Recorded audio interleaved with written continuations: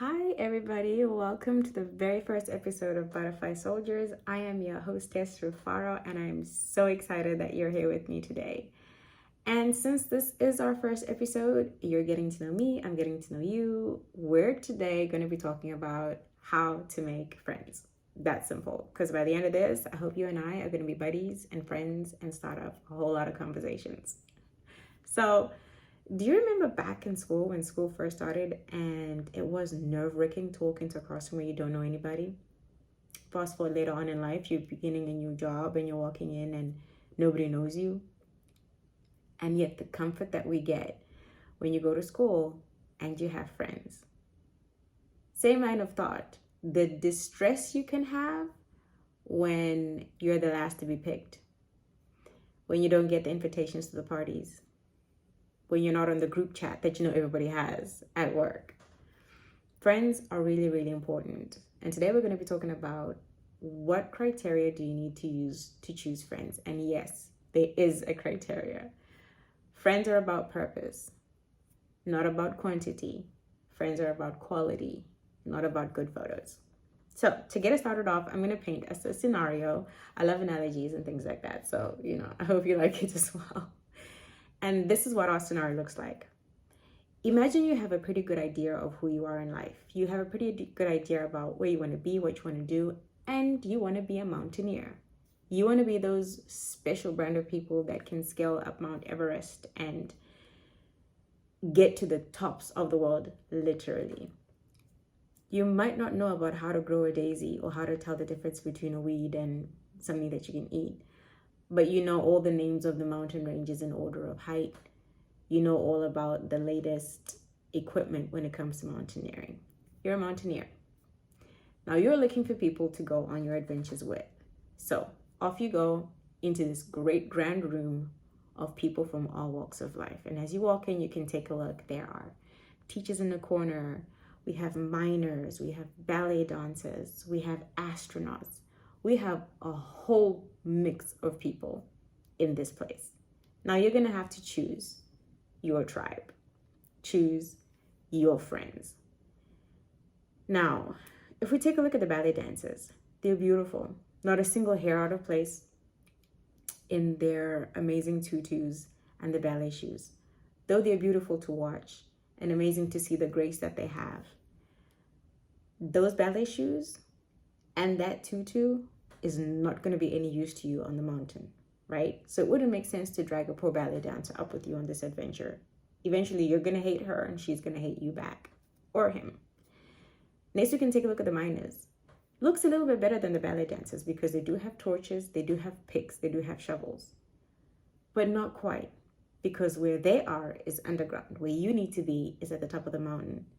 They're not going to be able to help you when you need to talk about belly breath and how to make sure that with atmospheric pressure, you know what to do because it's different. This is sort of like a picture of why it's very important when you need to choose your friends. But if we backtrack a little bit, when I said that you know that you're a mountaineer, this is the very first part in how to make friends. You have to know you first. You have to have a clear idea about who you are and where you're trying to get to in life. Now, as far as I know in my limited knowledge of the world, finding out your actual purpose is very, very difficult. It's not an easy thing to do. So rather than paint a picture of you need to have this huge, great purpose done for you and you've understood it and you've had your light bulb moment, rather than that, knowing you is also just about having your basics. For example, what are your values? What's your belief system? Do you believe in God? Do you believe in Allah? Do you not believe in God at all? What's your value when it comes to telling the truth? What's your value when it comes to money? What is your value set when it comes to how you should show up in the world? What's your value when it comes to family? You have to have a good idea about who you are before you start looking for a posse or a tribe or a clique to get attached to. Because the last thing you want to do is not have any idea who you are. You walk into that room blank and off you go up a mountain only to realize that I don't want to be a mountaineer. I have nothing about me that is like that. I should actually be on a valley floor. I should be having the bar and my tutu on and my hair put up with nothing out of place. So that's step number one. First, get to know yourself. That in its own is another episode for another day.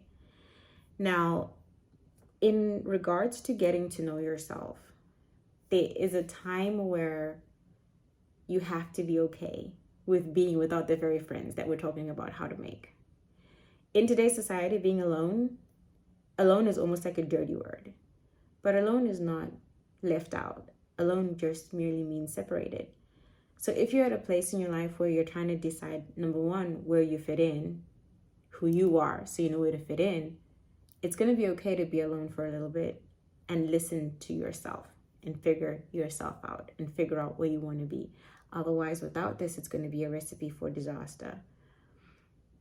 Not enough time or not enough things on my feed, even if I look at social media, talks about how it's okay to take a step back and go. It's all about getting together, finding new people, turning up in these groups. And a lot of people are suffering from FOMO.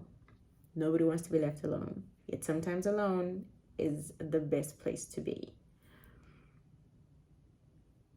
Your decision about who you're going to let into your inner circle does need to come from where you are, but there's also more reasons to it than just knowing who you are. The inner circle, your friends, the people that are going to be that close around you, have the ability to have the most impact on you. They see you in your most vulnerable state. They'll see you in your most happiest state. They'll see you when you've done something wrong. They'll see you when you've done something right. Here's another analogy for you. When my son was learning how to use the potty, we started having this whole mini ceremony. And every single time he managed to aim it into said potty and not around it on the side of it or in his pants, we would all erupt into these major applause, clapping hands and making a whole scene about it. Oh, you did it. You're so smart. You're so amazing. And he started to really like this. So much so that whenever he did it by himself, he didn't even wait for us, his choir and chorus. He would go off and start doing it all by himself. Now, which was great. But then at some point, after he had mastered that and we needed to move on, we no longer gave him applause for aiming and getting it right into the potty. Now, if we, on the other hand, kept him at that level of just cheering up for him when he did that and did not move with him in terms of growth, we would have actually stunted his growth because we were his meter on what was good. We were his meter on what was acceptable. In the same vein, if it was the opposite, and whenever he aimed it right or he did it right, we would say nothing. And yet when he did it in his pants or did it outside of said potty, we would erupt in applause. He would grow up thinking that this is the right thing to do. This is why your friends are also very important, because they're going to give you feedback on what is right and what is wrong in your life.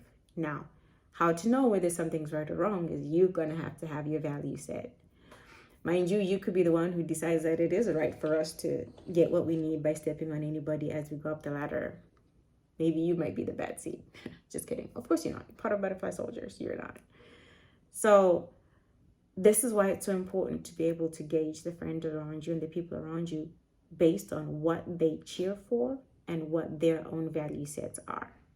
After a while, when he'd moved on from there, he was growing and we were growing. And from there, it moved on to him being able to pull his pants up by himself or get into the bath and not quite, but do a semi-job of trying to get himself a little bit clean.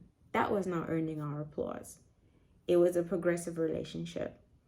It was a progressive relationship for us watching him in the role of parents watching a child. It was a progressive relationship for us as well as in growing up as parents in our roles.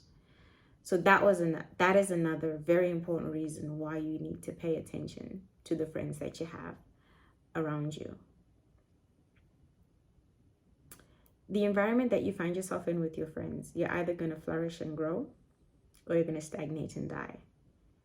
Paying attention to what people say is another very good way of figuring out the kind of circle that you are.